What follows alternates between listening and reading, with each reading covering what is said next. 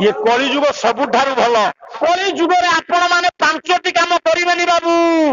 ओडुआरे पड़ी जिवे बॉडी रो unit power बढ़िया पई एकमात्र महौषधि गोमूत्र का छाती रे दम अछि गाई मूत्र पी की संभाल दब ना पंचगव्य पान कले आज्ञा 72 घंटा जाए भोक करिवे भोक हबनी आपण जानंती केते परिमाण रे पंचगव्य पीले 72 घंटा भोक करिवनी सेई पंचगव्यरु वैज्ञानिक माने रिसर्च करी सैनिक मानकु एमिति टैबलेट दउचंती कि औषध दउचंती कि खाद्य दउचंती तांकु पंडित दिन दिन धरी भोक लागुनी रे गोटिए कथा कहिछि कहि देबी अहल्या कथा से कहिला भूल द्रौपदी कथा भूल आपण मानकु मु कहिबी कुंती 3 पति वरण करी पिला जन्म कला परे केमिति सती आपण सुनंतु वाह बढ़िया कथा के अरे 3 पिला जन्म कला परे जदि आपण को मन को न आसीबा आपण एठी ठिया हेबे कहिबे मो मन को आइलानी हां मु सुनेछि केई जने बाबू कहले तुमे कहउछ ठीक न से बाबू ठीक कहछन जे कुंती 3 पति ग्रहण करि सारिबा परे पंडिते जेंति पिला जन्म करचंती धर्म को ठारू युधिष्ठिर पवन को ठारू भीम अर्जुन हेले इंद्र को ठारू से केमिति सती हेले ये कुंती आदि सती हेबे देखिबा केते तोर कैपेसिटी अछि केते दम अछि ये 4 जन को सती कर दे कली जुगर संविधान अलगा सत्य जुगर संविधान अलगा द्वापर जुगर संविधान अलगा त्रेता जुगर संविधान अलगा सत्य जुगर संविधान मनु ऋषि लिखिले हाँ त्रेता जुगर संविधान गौतम लिखिले द्वापर जुगर संविधान वशिष्ठ लिखिले शंख ऋषि लिखिले कली जुगर लिखिले पराशर व्यास कहिले तांकर छटा पड़ी कली जुगरे आपण माने 5टी काम करिवेनी बाबू ओडुआरे पड़ी जिवे कला अश्वमेध गोपालंब संन्यास परापैतृक देवरेण सुतमपति कलौ पंच विवर्तय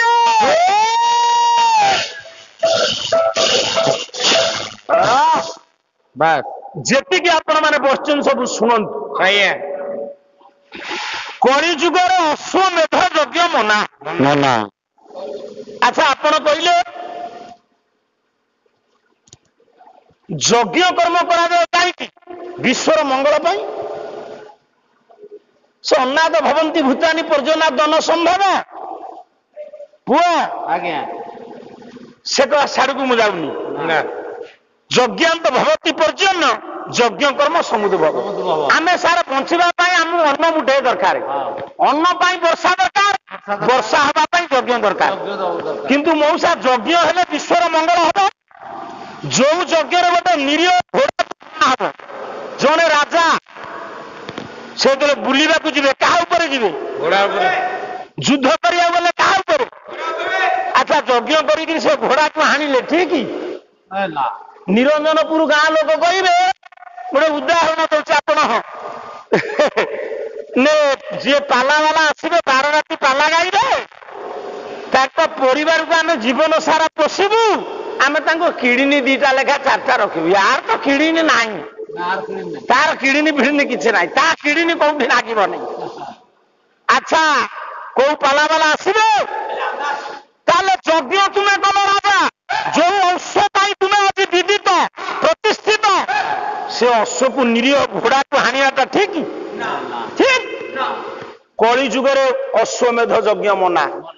ये कली जुग सबुठारु भल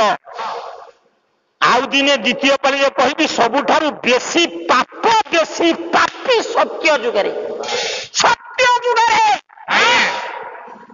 कली जुगरे अश्वमेध यज्ञ मना यज्ञ हब कहीं घोड़ा मारी पारे ना आज गाई नथिले आपणकर एटी यज्ञ हो पारंता केड़ बड़ यज्ञ कुंड निश्चित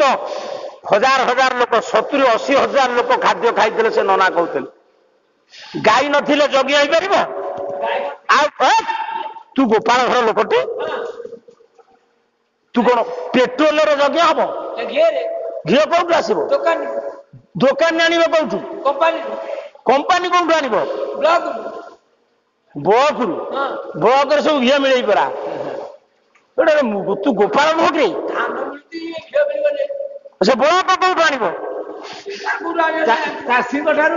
କୋଉ ଚାଷୀ ପଚାରୁ ତା ଗାଈ ଚାଷୀ ଇରେ ଗାଈ ଠାରୁ ଘିଅ କ୍ଷୀର କ୍ଷୀରରୁ ଦଧି ଦୁଗ୍ଧ ଘୃତ ଇଏ ସବୁ ହେଲେ ହବ ନା ଗୋମାତା ଦବ ଗାଈ ମୁତି ଦେଲେ ପବିତ୍ର ଗାଈର ଗୋବର ପବିତ୍ର ପଞ୍ଚଗବ୍ୟ ଗୋଟେ ମନର ଏଠି ତ ଗୋପାଳ ସମ୍ପ୍ରଦାୟ ଅଛନ୍ତି ଇଏ ସାରା ଭାରତ ବର୍ଷରେ ସାରା ବିଶ୍ୱରେ ଯେକୌଣସି ଡାକ୍ତରଙ୍କୁ ପଚାର ବଡିର ୟୁନିଟ ପାୱାର ବଢିବା ପାଇଁ ଏକମାତ୍ର ମହୌଷଧି ଗୋମୂତ୍ର କାହା ଛାତିରେ ଦମ ଅଛି ଗାଈ ମୂତ୍ର ପିଇକି ସମ୍ଭାଳି ଦେବ ନା ଆପଣ ଜାଣନ୍ତି କେତେ ପରିମାଣରେ ପଞ୍ଚଗବ୍ୟ ପିଇଲେ 72 ଘଣ୍ଟା ଭୋକ କରିବନି ସେଇ ପଞ୍ଚଗବ୍ୟରୁ ବୈଜ୍ଞାନିକ ମାନେ ରିସର୍ଚ୍ଚ କରି ସୈନିକ ମାନଙ୍କୁ ଏମିତି ଟାବଲେଟ ଦଉଛନ୍ତି କି ଔଷଧ ଦଉଛନ୍ତି କି ଖାଦ୍ୟ ଦଉଛନ୍ତି ତାଙ୍କୁ ପଣ୍ଡିତ ଦିନ ଦିନ ଧରି ଭୋକ ଲାଗୁନି ରେ